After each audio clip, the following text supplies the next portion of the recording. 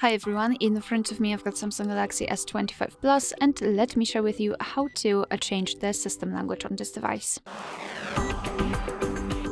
So let's start with opening the settings, and here in this general list we have to scroll down to the very bottom to find the general management.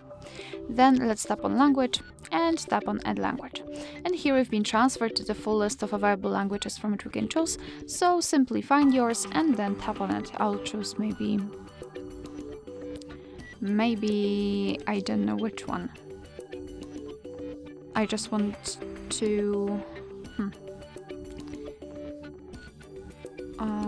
Right, maybe Polish. So let's tap on it and choose the region.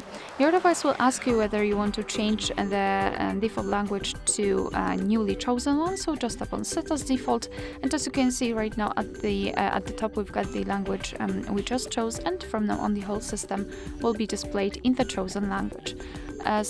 Here, if you've got more than one language as added, here you can simply tap on the language and tap on OK or Apply, and your device will immediately reorder them and change the language. You can also remove the languages from this list, tap on Edit, mark the language and tap on Delete. Tap on Remove and you've got only one language applied.